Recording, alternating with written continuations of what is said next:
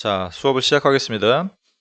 이쪽 페이지부터는 조선의 경제와 관련된 내용들이 나옵니다. 조선의 경제는 임진왜란과 병자호란 이후, 임진왜란과 병자호란이란 두 개의 난 이후에 굉장히 여러 가지 모습들이 발전되는 모습들이 보이기 때문에 그 내용들을 중심으로 해서 보겠습니다.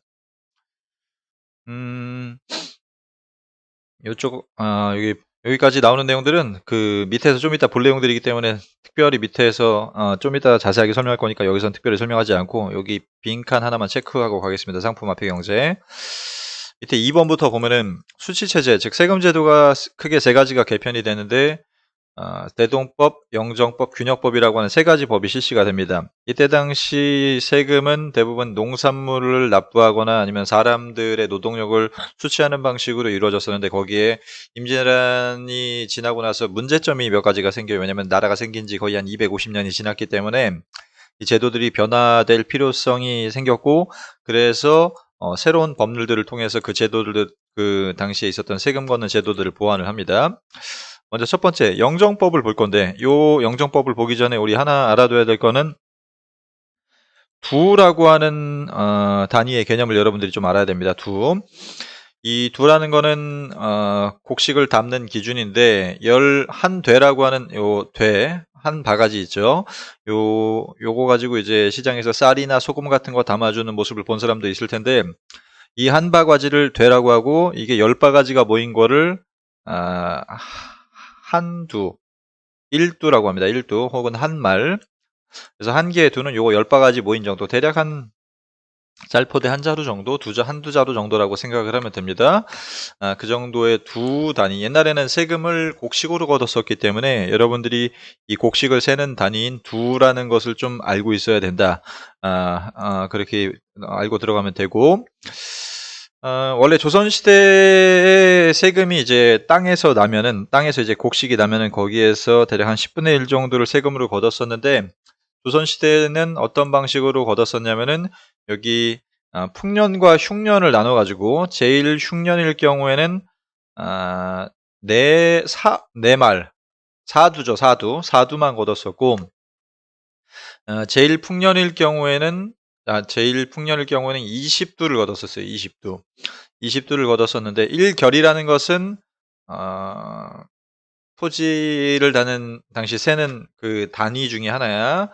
좀 넓은 단위인데 농부가 이 1결이라는 건 뭐냐면 농부가 등짐을 지고서 100번 왔다 갔다 할 수 있는 정도의 생산량이 나오는 땅을 1결이라고 했었어요. 1결. 농부가 여기 등짐으로 볏짐을 지고서 100번이나 왔다 갔다 해서 모아놓을 수 있는 정도의 생산량이 나오는 땅을 1결이라고 합니다. 보통은 제일 풍년이면 1결에서 400말, 400두가 나옵니다. 400두. 그리고 하하년이면은 800말이 나오던 시기였는데 이런 경우에는 좀 적게 걷는 거죠, 세금을.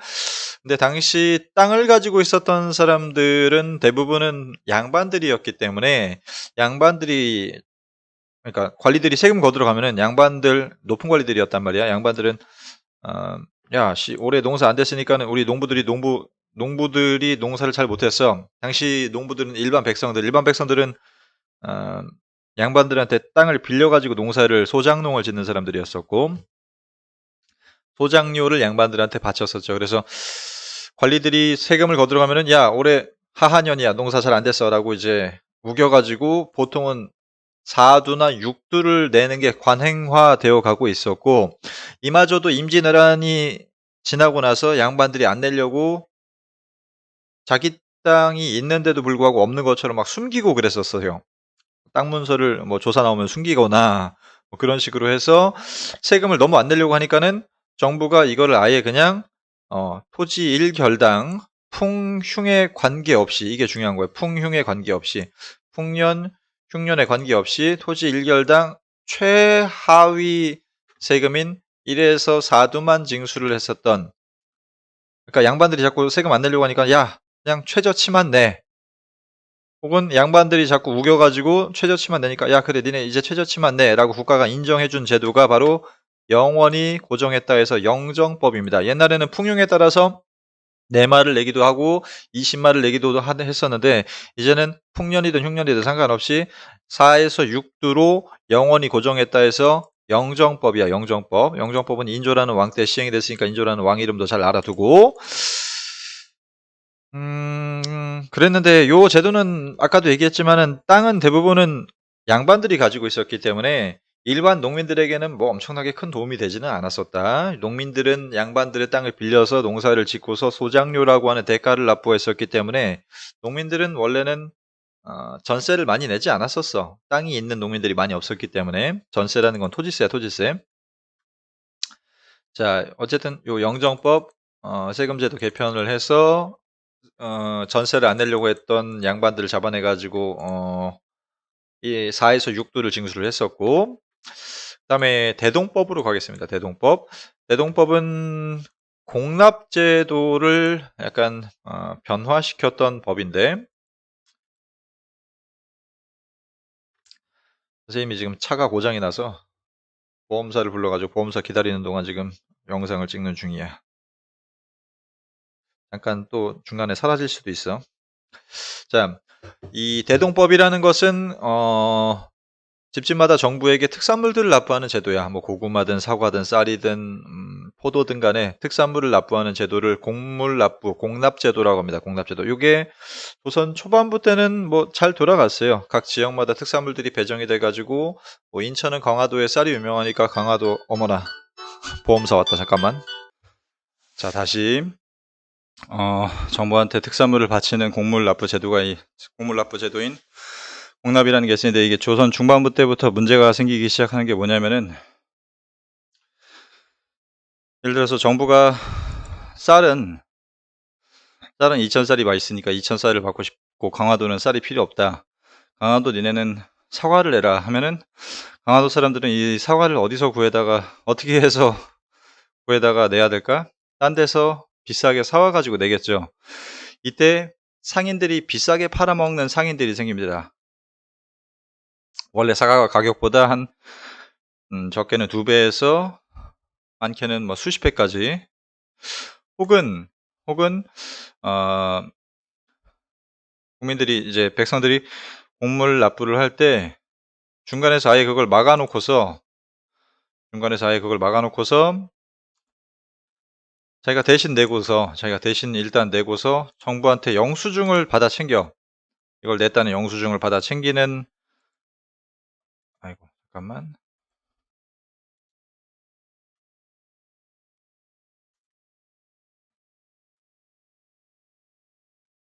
자, 얘가 공물을 미리 내고서 이 특산물들을 미리 내고서 정부한테 영수증을 받아. 정부한테 영수증을 받고서 얘한테 그 영수증 사가고 싶으면 나한테 뭐 수십 배 혹은 수백 배 내라고 하는 상인들이 생깁니다. 상인들. 이 상인들은 공물납부를 방해하는 사람들이기 때문에 이 사람들을 방납업자라고 하고 공물납부를 방해한다는 뜻의 방납이라는 이제 행위가 이때부터 생기기 시작을 하죠. 이 방납이라는 행위가 불법이긴 하지만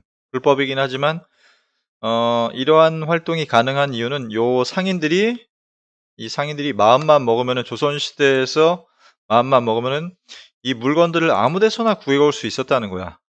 마음만 먹으면 아무 데서나 구해올 수 있었고 그만큼 이 사람들이 돈이 많은 자본가들 즉 부르주아들이었다는 거죠. 부르주아들은 서양에서 시민혁명을 일으킨 사람들인데 이러한 부르주아에 해당되는 돈이 많은 자본가들이 우리나라에도 좀 성장하고 있었다는 걸 의미합니다. 물론 불법업자들이지만은 이 당시에는 그래서 정부가 이 문제를 해결하기 위해서 시행한 제도가 바로 대동법입니다. 대동법은 일단 공물 납부를 이제부터는 특산물로 받지 않고 모두가 다 가지고 있는 쌀, 무명, 화폐로 받음으로써 대신 납부해주는 사람이 생기지 않도록 합니다.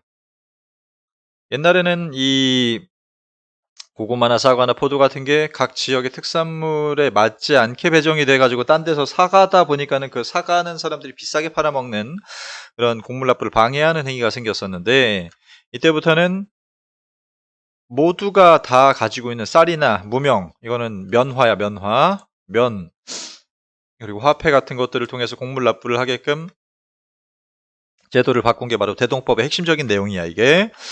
근데 앞에 있었던 일반 공납이랑은 약간 다른 거는 땅을 가지고 있는 사람한테만 이 공물납부를 받습니다.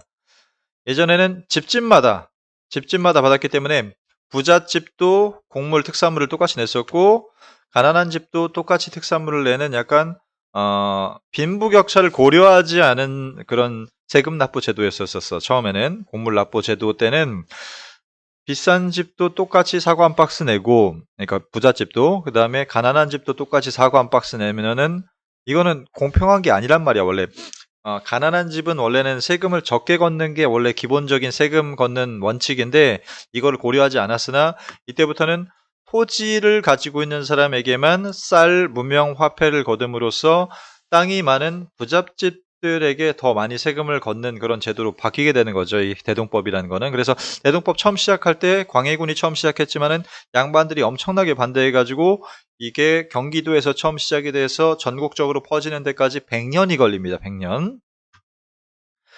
자, 그래서 어쨌든 정부가 땅을 가진 사람들, 주로 양반들이야, 이 사람들은. 땅 가진 사람들은 이 사람들에게 쌀, 무명, 화폐를 거두면은 정부는 자기가 필요한 특산물들을 아까 봤었던 고구마나 아니면 포도 같은 것들을 상인들에게 삽니다. 이때 곡물납부를 담당했던 상인들을 일컬어서 공인이라고 하는데 이 사람들은 대부분은 예전에 방납업자를 했던 이 상인들이야. 방납업을 했었던 상인들인데 이 사람들이 이제는 정부한테 공식적으로 인정받은 곡물납부 상인으로 변신을 하는 공인이라고 이제 불립니다. 이 공인 되게 중요합니다. 잘 기억하세요. 이 사람들은 돈이나 무명 화폐 같은 걸 바꿔서 특산물을 정부한테 납품해주는 업자로 변신을 합니다. 이 사람들은 전에도 마음만 먹으면은 장시에서 아무 물건이나 자기가 조달을 할 수 있을 만큼 큰 자본을 가진 자본가들, 부르주아라고 했었죠. 이 공인들은 부르주아들.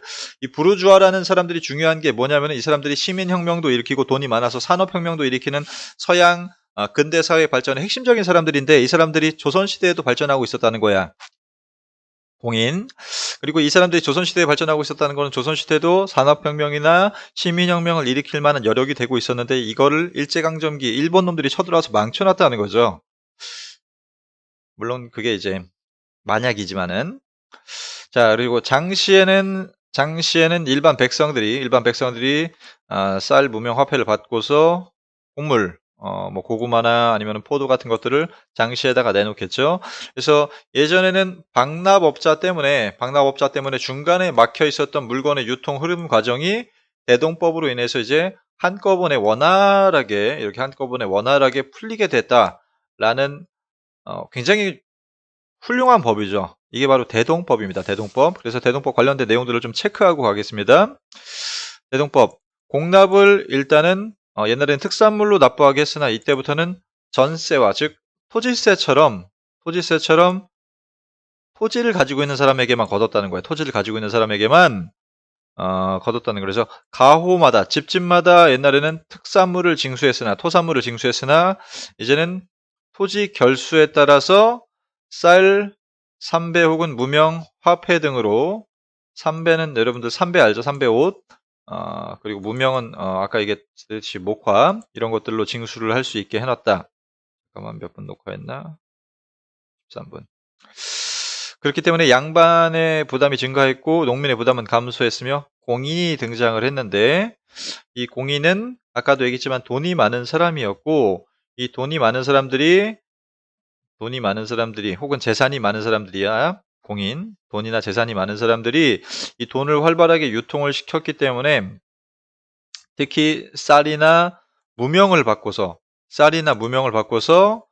이걸 거래 용도로서 장시에다가 유통을 시키고 전국적으로 유통을 시켰단 말이야. 일반 화폐는 여러분들이 그냥 알고 있는 화폐인데 당시 조선시대에는 쌀을 가져가도 화폐처럼 이용을 할 수가 있었어요. 예를 들어서 여러분들이 조선시대에 뭐 PC방이 있었다면은 쌀 한 바가지 들고 가서 이렇게 쭉 주고서 PC방 1시간 이용할 수 있고 막 그런 정도로 이게 화폐로 이용이 됩니다. 화폐. 왜냐면은 이걸 공인이 전국적으로 널리 퍼뜨렸었기 때문에. 그래서 이 당시 이러한 물품 화폐, 무명이나 쌀같이 물품이기는 하지만은 화폐의 기능을 했던 것을 바로 무슨 화폐라고 하냐면은 상품 화폐라고 하고 상품 화폐에 의해서 거래가 활발하게 이루어지는 당시의 경제 상황을 상품 화폐 경제라고 합니다. 상품 화폐 경제. 이 상품화폐는 이러한 실제 동전이나 아니면 지폐가 나오기 전에, 나오기 바로 직전 단계에 물물거래가 불편한 당시의 상황을 해결하기 위해서 물건을 이제 화폐처럼 이용을 하는, 이제 화폐가 완전히, 그러니까 동전이나 지폐가 나오기 바로 직전 단계의 그런 화폐를 상품화폐라고 합니다. 상품화폐. 요게 등장했다는 거는 그만큼 당시 경제가 발전하고 있다는 것을 나타내주는 근거 자료라고 생각을 하면 됩니다. 오케이? 여기까지가 대동법 관련된 내용이고, 자, 이제 균역법으로 가겠습니다. 균역법. 자, 균역법. 균역법은 당시 군대 가는 대신에 일반 남자 백성이 1년에 군포를 2피를 납부를 합니다. 이 군포라는 거는 옷 두루마기를 얘기하는 거, 옷 두루마기. 면포, 군포라는 포를 냈었는데, 옷피를 냈었는데, 이게 균역법 실시 전이야. 이걸 했었는데, 그러면 정부는 이걸 받아다가 군인들을 샀었어. 이게 당시에 이 면포 같은 것들이 화폐처럼 이용이 된다고 그랬었죠. 그래서 군인에게 이 뭐 면포를 주면은 군인은 이 상품 화폐를 가지고서 생활을 하고 대신에 정부에 고용돼 가지고 군인으로 일을 했었다는 거죠. 그랬었는데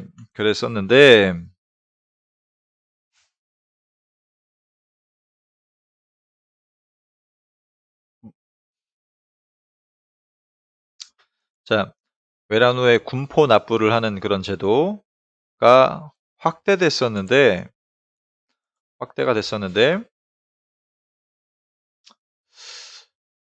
불법 징수가 굉장히 성행을 하게 돼요. 불법 징수. 불법 징수라는 거는 원래는 1년에 2필만 받는 거였는데,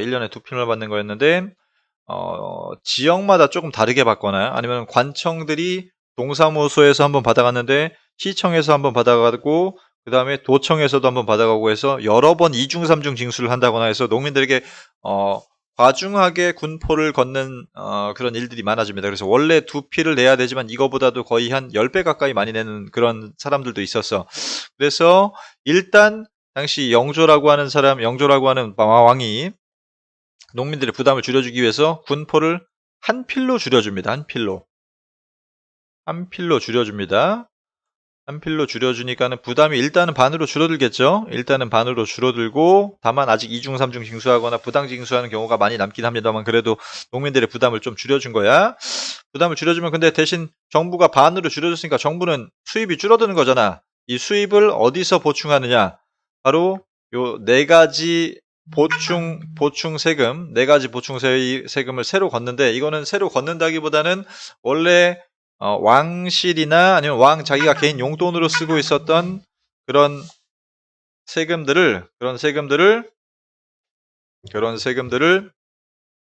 정부에게 니네가 쓰라고 왕이 통 크게 줍니다.